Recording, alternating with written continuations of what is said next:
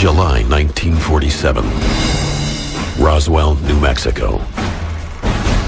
Wreckage of an unknown craft litters a field measuring almost a mile long and hundreds of yards wide.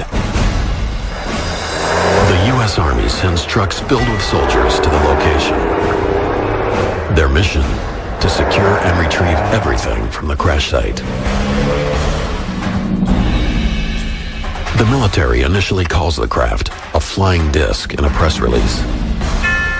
The Army quickly recants the UFO story, and a press conference is scheduled in which the media is told that the wreckage is nothing more than a weather balloon.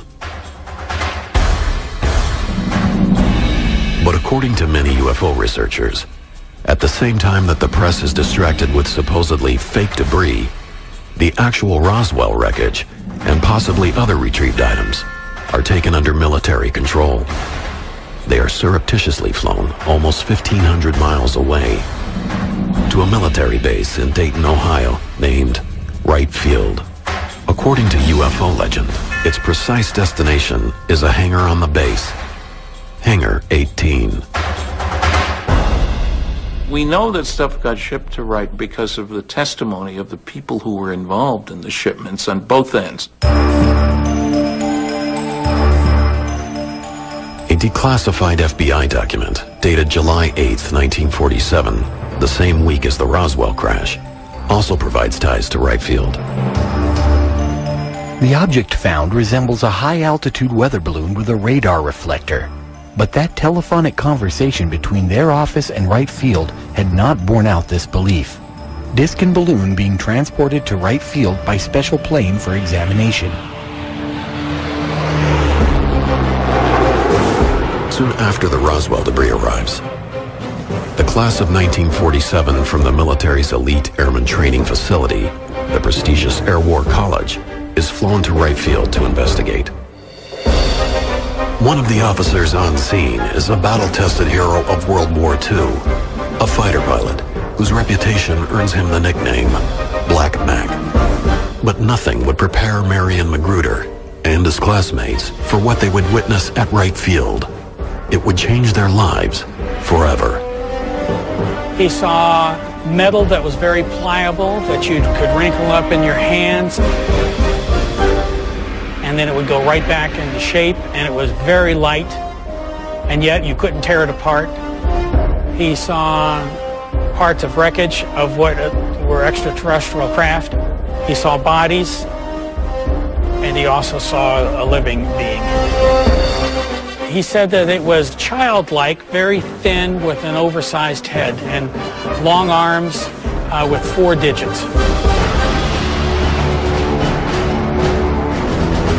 My father referred to the fact that we killed it. I'm sure we did not do it on purpose, but they were experimenting, and obviously we did not know how to make this entity live. But this being did die, and the way he referred to it is, we killed him.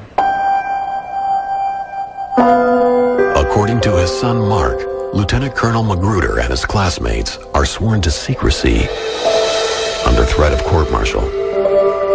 Because of this, he keeps his secret for 50 years, even from his family.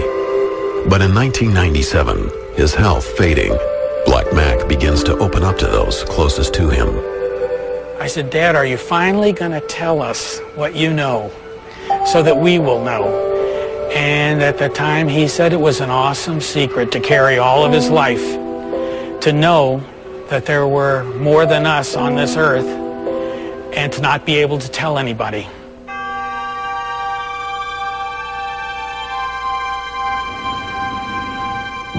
I've never told this story on TV before, and it's difficult to do it now because I want my father's legacy to be as honorable as his life was, and it's very important to me that you know that I'm telling you the truth as he absolutely knew it to be. He just needed to let us know, his children know, that we weren't alone. Black Mac Magruder's story is not an isolated tale. In fact, For more than half a century, similar stories have surfaced about UFO wreckage, alien bodies, secret underground cryogenic chambers, and a mysterious hangar at the base. Wright Field would grow and be renamed Wright-Patterson Air Force Base, but questions about the base and its legendary Hangar 18 would remain. Hangar 18 has always been a mystery at Patterson Air Force Base. If you want to know the truth about UFOs, about the craft, the debris, probably the records, Wright-Patterson Air Force Base, in my estimation, would be the place to go. If these claims are true, Wright-Patterson Air Force Base, one of the largest and most important in America's military, could be ground zero for recovered UFO material. All the information I have from all my sources says it was shipped here, and the people who actually worked at Wright-Patterson, who actually wore a uniform here, said it was here. Wreckage, entire pieces of the craft and whole sections of the craft, bodies were brought in. In fact, bodies were brought in on a regular basis from a number of different crashes from Roswell on. Not only was debris from many UFO crashes allegedly shipped to the base, but from the late 1940s until the end of the 1960s, all reports regarding UFOs were conducted at Wright-Patterson for the military's official UFO investigation, Project Blue Book. Wright-Patterson evolved into one of the most talked about bases in UFO lore. However, the Air Force's description of the base is much different. Really what makes Wright-Patterson unique is we are, by and large, focused on tomorrow. What is tomorrow's Air Force going to look like? What kind of airplanes will we fly? What kind of weapons will be on those aircraft? What kind of technology will be in the cockpit? We have the Air Force Research Laboratory here. We buy all of the aircraft in the United States Air Force through the offices that are here. We are responsible for all of the flight tests, all of the science and technology. We're also responsible for all of the major intelligence that's done for air and space. Some of the research that goes on in technology may be classified because we're trying to protect the technology that we develop to make sure that we provide our soldiers and our airmen the best advantage.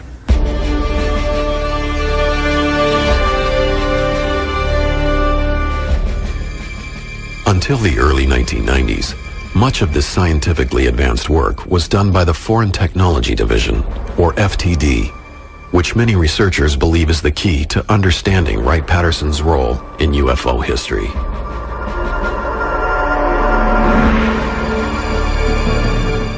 The Foreign Technology Division was the Air Force unit that was responsible for scientific and technical intelligence as it applied to the air and space and missile capability of mainly the Soviet Union. They were there to prevent technological surprise. They were the experts in the bad guys' equipment. Wright-Patterson has a history of duplicating Russian equipment, German equipment, and reverse engineering it. Why would they not do the same thing with extraterrestrial technology? And so there's no question in my mind that's exactly what we're doing. Coming up, a second major UFO recovery and a second secret trip to Hangar 18. You saw two bodies through the porthole slumped over.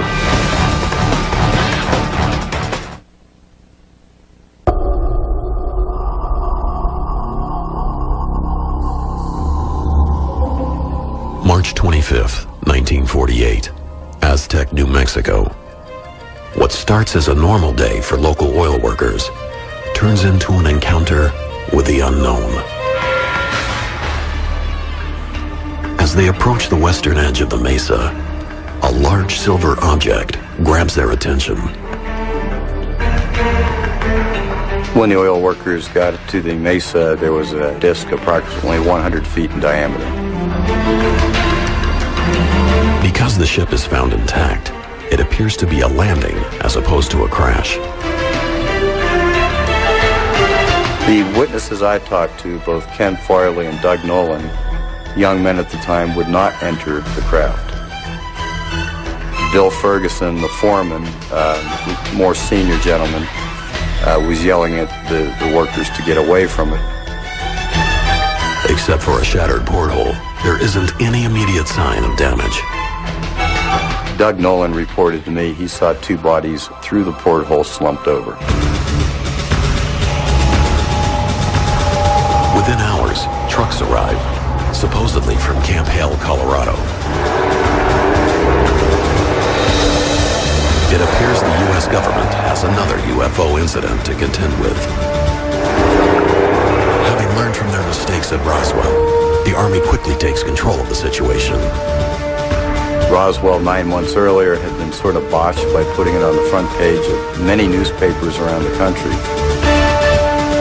I think the military had really fine-tuned their skills on going in and retrieving a down-flying disc or UFO. The secrecy started immediately upon the military's arrival at the crash site. They separated the locals and reminded them of their patriotic duty for the United States and swore them to secrecy. 58 years ago, you were told to shut up for national security. You did it because you respected and trusted the government. The military wanted that craft immediately, and they would do whatever it took to get it out of there.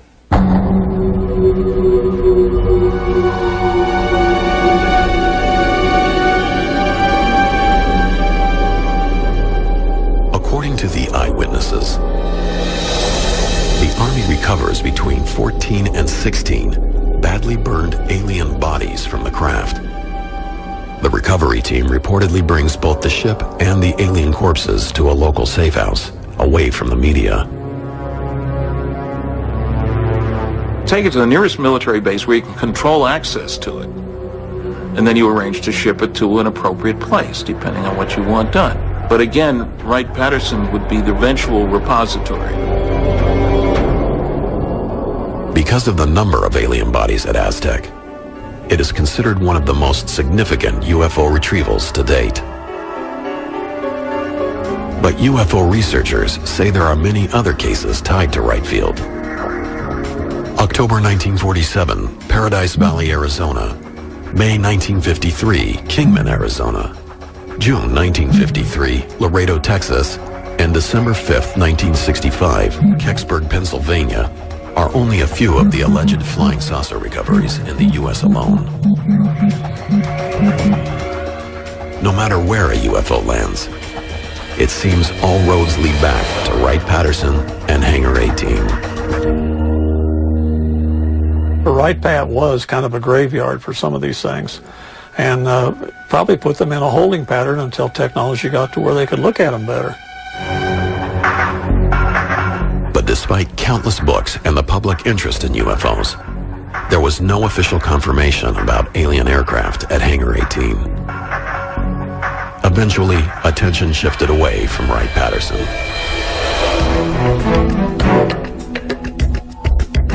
Interest was revived, however, in 1978, when UFO researcher Leonard Stringfield gave a speech at the annual Mutual UFO Network, or MUFON Symposium, coincidentally held in Dayton, Ohio, Wright-Patterson's home. Len was doing things in this field that nobody else had done. He actually had developed a number of people that were leaking information to him. They were given testimony on things that they had seen and done. Not just one person, but a whole entourage of people that he developed a trust where people knew they could trust him and he wouldn't expose them, and they could give him the information and he could correlate it with others and determine what's real and what isn't. Stringfield wrote several books on the subject of UFO crashes and their retrievals. Because of the secrecy involved, many of his sources didn't want their full names published for fear of losing their top-secret government jobs.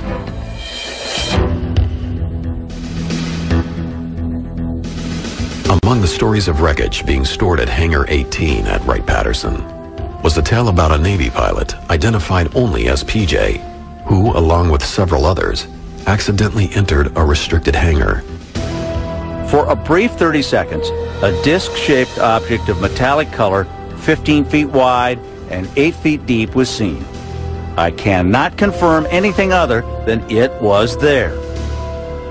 According to Stringfield's research, they were confronted by the guards and quickly escorted out of the hangar. Once outside, we had reassured each other that the good old U.S. had developed, or had all along, flying saucers in service.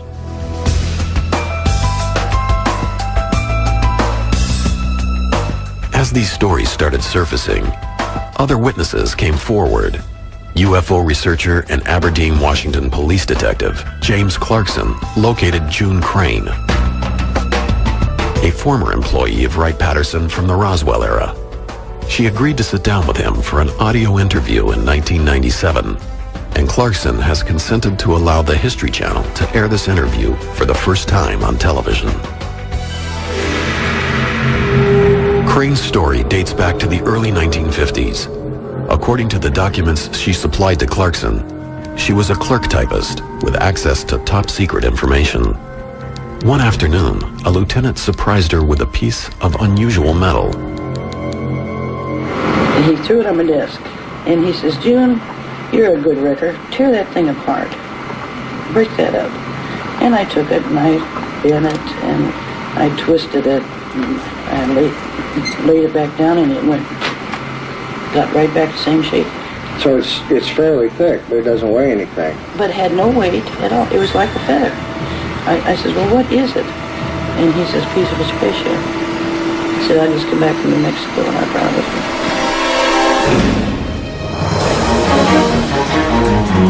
Next, from debris to aliens, June Crane's story takes a surprising turn. He called them little green men. Then he described them as a greenish blue. And they were 4 foot tall, and they were dead.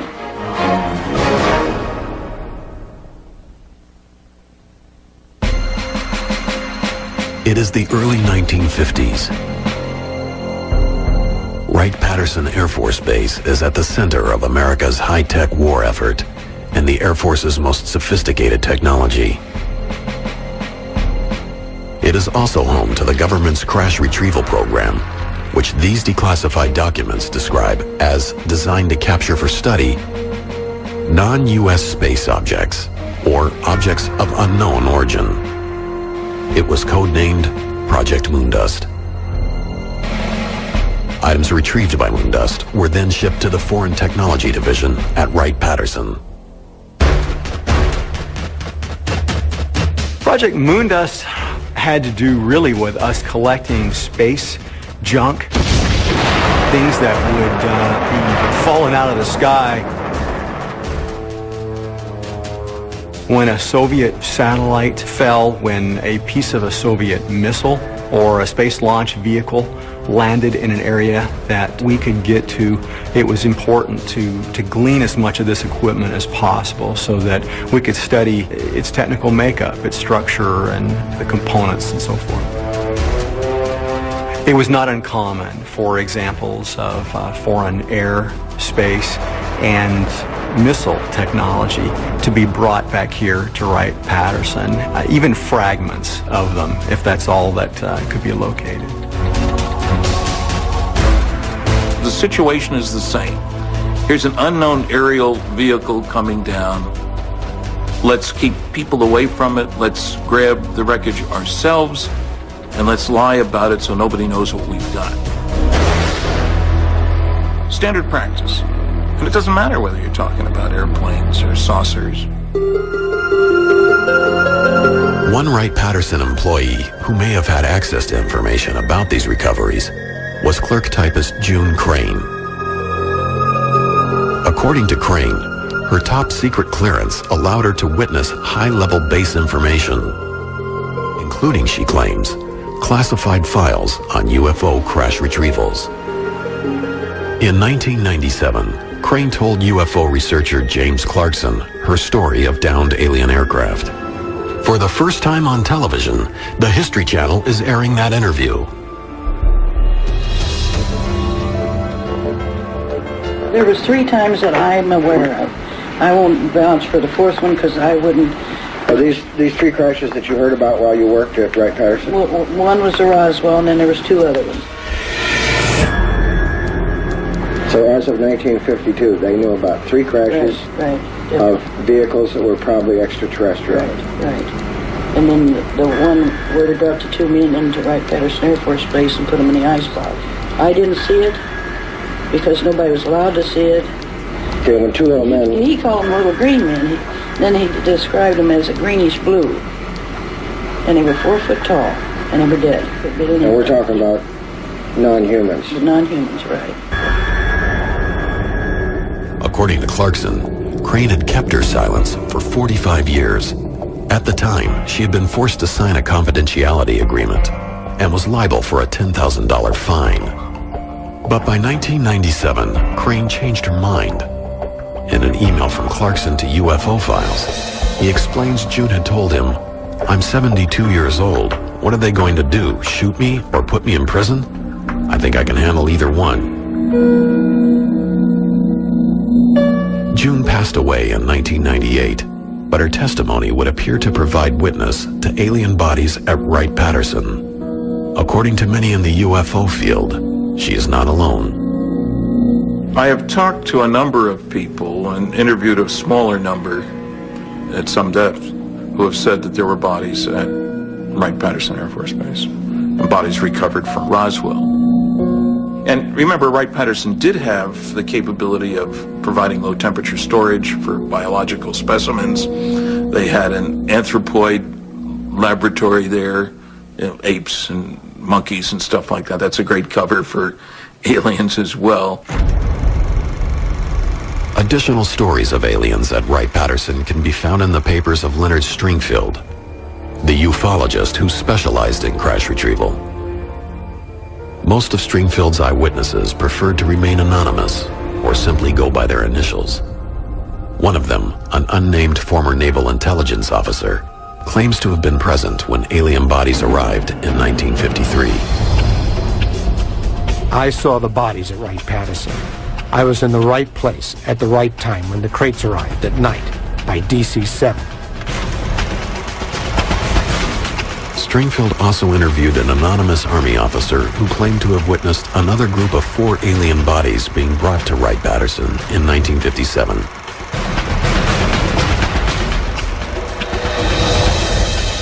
According to the general, the 4 bodies, approximately 5 feet in height, were sent to Wright-Patterson Air Force Base, where he had seen them in a deep freeze morgue, kept at approximately 120 degrees below zero for preservation.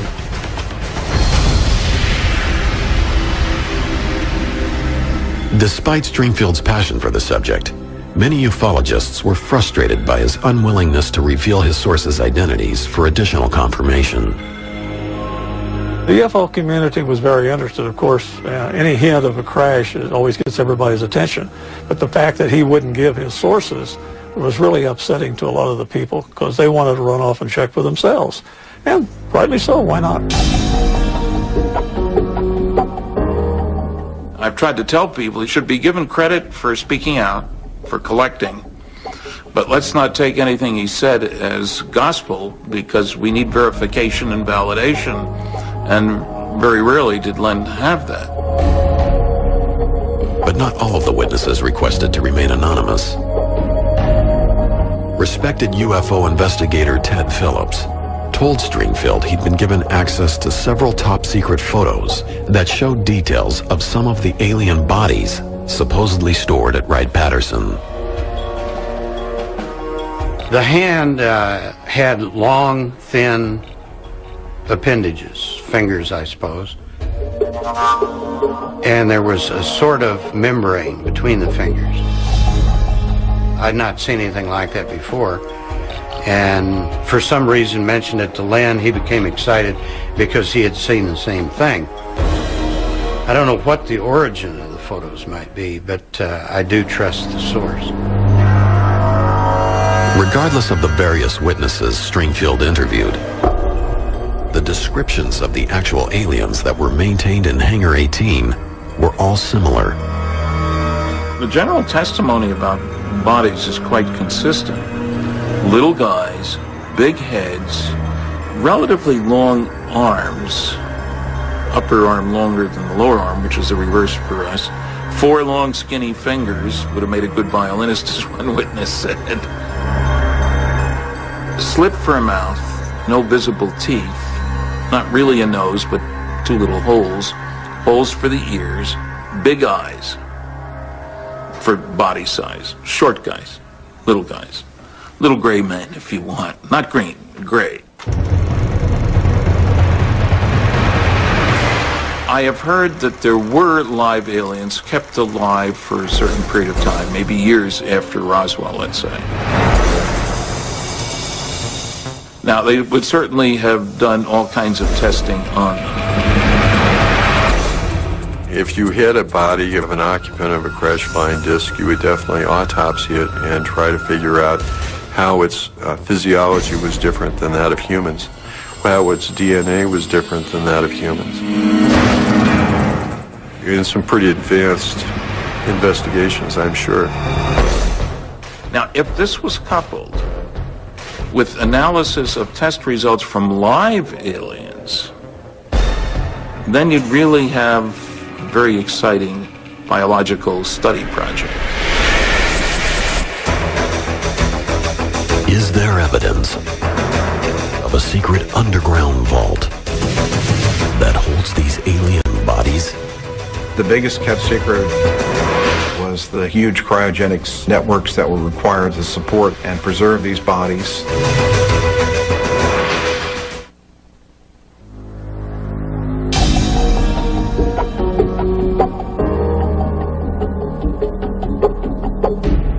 Wright-Patterson Air Force Base is a vast military complex.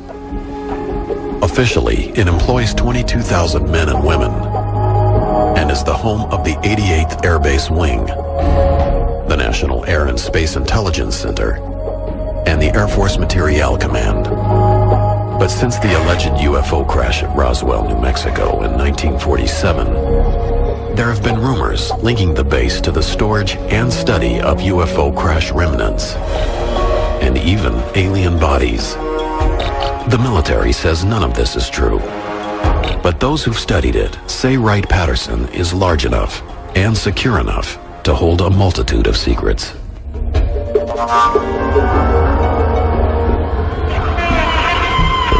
I spent 22 years in the military, about 6 years at Wright-Patterson Air Force Base. Author and retired Air Force Captain Robert Collins says he was a research analyst for the Foreign Technology Division, the FTD, the unit most commonly linked to UFO studies on the base. His official job was to analyze Soviet technology, but Collins has also spent years researching the link between UFOs and Wright-Patterson.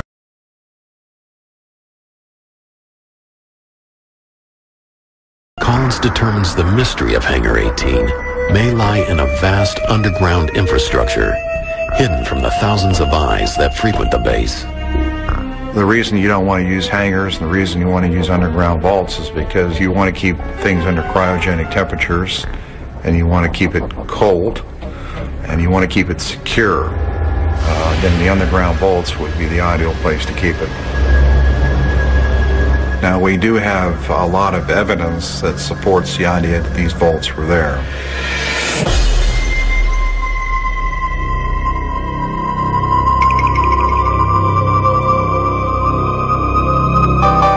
This underground structure was enormous, and huge, long tunnel areas that connected these vaults.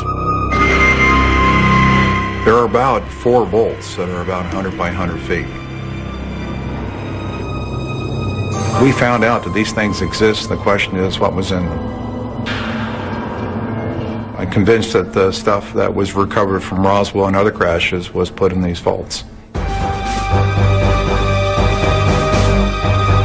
UFO researchers have long heard reports of such a network underneath the base.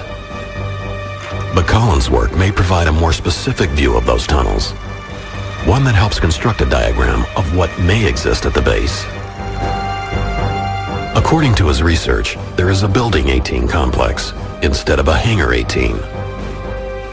The structure he found that fit the description is the neighboring building, number 23. Collins claims it was previously known as Hangar 23. Now, the way I understand it, that back in the early 50s, sometime, perhaps between 51 and 53, a craft was brought in here. The floor of the Hangar 23 was removed, and this craft was put in the basement of the hangar, and then the floor was covered over the craft.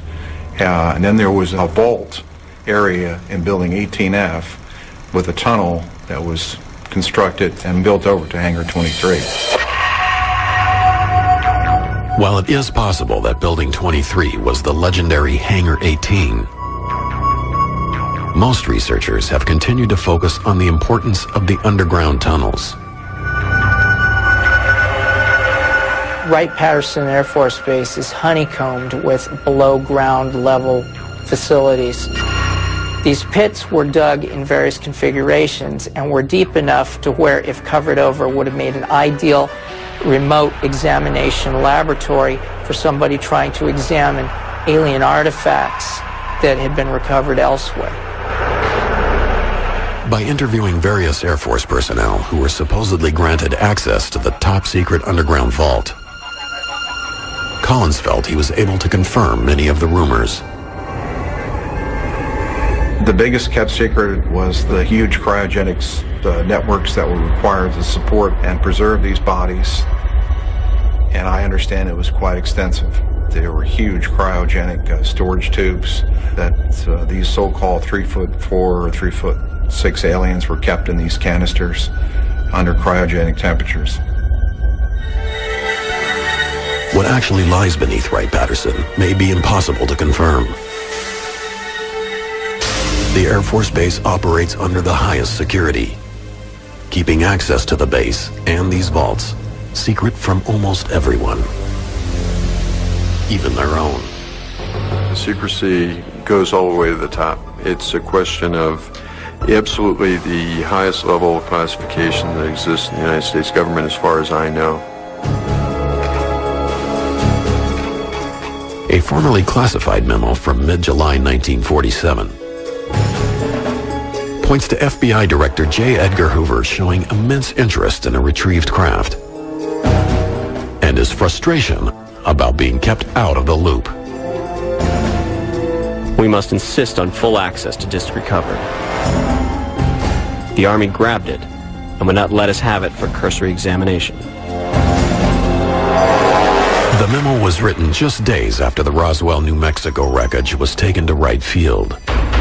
If J. Edgar Hoover couldn't get access to the contents of Hangar 18, how high did the secrecy go? In a 1994 interview with Larry King on TNT, Senator Barry Goldwater detailed his attempt to visit Hangar 18. I think at Wright-Patterson, if you could get into certain places, you'd find out what the Air Force and the government does know about UFOs. Reportedly, a spaceship landed. It was all hushed up. I called Curtis LeMay, and I said, General, I know we have a room at Wright-Patterson where you put all the secret stuff. Could I go in there? Well, I've never heard General LeMay get mad, but he got madder than hell at me, cussed me out, and said, don't ever ask me that question again. How much was there, we don't know. Whether it was just documents or specimens or pieces, nobody knows.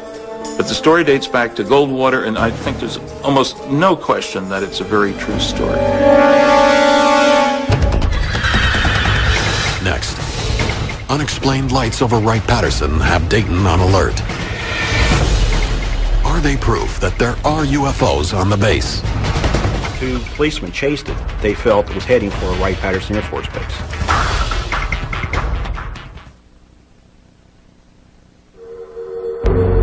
They are schematics, once classified as secret, designs of a craft that appears to be a flying saucer. Various unconfirmed stories have emerged of disc-shaped vehicles being developed at Wright-Patterson Air Force Base. But these declassified government documents from 1955 reveal that the Air Technical Intelligence Center at Wright-Patterson had in fact begun work on a disc-shaped craft named Project Silverbug. It was a circular aircraft about 35 feet in diameter, had a crew of 1 pilot, and was capable of a vertical takeoff at about 2,000 miles an hour.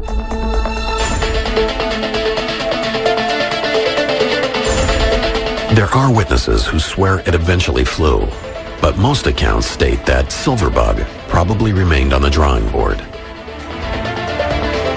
But Project Silverbug wasn't the only example of the military's interest in disc-shaped vehicles.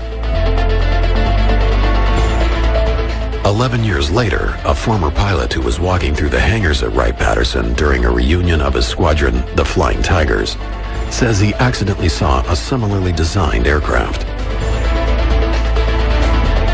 Mr. Warren Botts, who had an inquisitive mind at the time, was going through these different hangar bays. When he got to hangar number 4, Bay E, he went through the doorway there. There was an armed guard at the facility who did not see him in the beginning.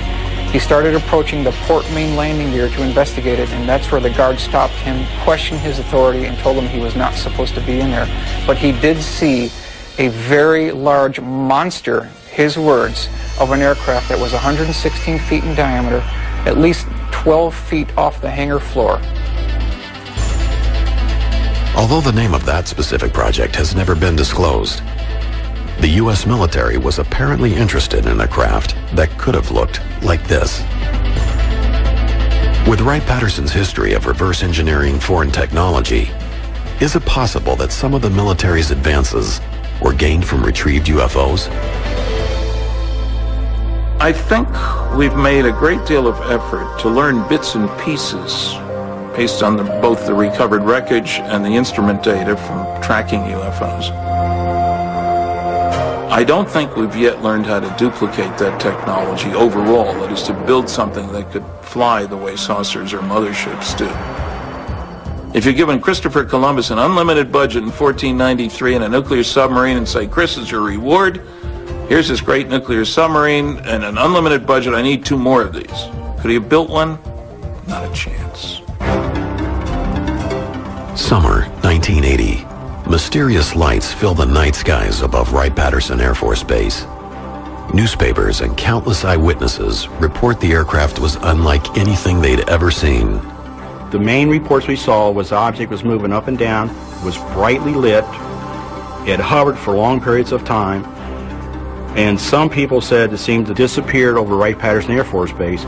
But the biggest thing that gave us what we felt was the conclusive evidence that was something from Wright Field was when the 2 Middletown policemen chased it. They chased it for a long ways towards Dayton, Ohio, and then lost it in an area where they felt it was heading for Wright-Patterson Air Force Base. Wilhelm, a retired Army Master Sergeant and UFO investigator, suspected the military may have been secretly testing the newly developed Harrier jet on the base. The British-designed craft combines the vertical abilities of a helicopter and the forward thrust of a conventional jet. After releasing his findings to the media, Wilhelm was quickly contacted by the military. I got a phone call from a major from Wright-Patterson Air Force Base, and he asked me a lot of questions, and at the very end, he did say, I cannot make any comments, Mr. Wilhelm, but all I can say is you've done your homework.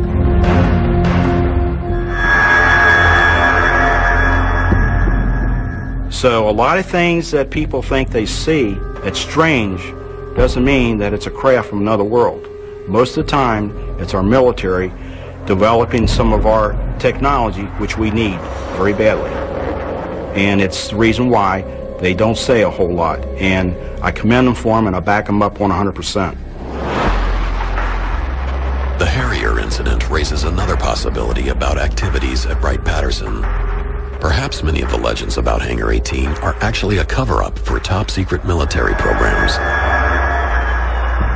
I think it's important to keep in mind that the government, in association with Air Force OSI Counterintelligence Division, would really like to extend the alien myth as a cover to hide their own deep black programs. Well, it means that they want everyone to believe that what you're seeing out there is extraterrestrial, and we do not have the technology to duplicate what we're seeing in the skies. I think to the extent that they can confuse or disinform folks about flying discs and make it look like a terrestrial innovation, the more they'll do that. It's in the government's best interest to distribute disinformation if you want to keep a secret. The debate over Hangar 18 and Wright-Patterson Air Force Base may never be completely resolved. I would say upward of over 80% convinced that it's true. There was wreckage there. There were bodies brought there. Research was done here up to maybe 81 or 82, and then they packed everything up and moved it because of security leaks. That's when all the little stories about green men ceased, about that time frame. Most researchers speculate that any work being done involving UFOs at Wright-Patterson may have been relocated to another top-secret base, Area 51, the mysterious airfield hidden in the Nevada desert. Area 51 developed because of its location, away from anything. And Wright-Patterson is in Dayton, Ohio. It's in the middle of a major town. So I think Area 51 would have been the ideal location.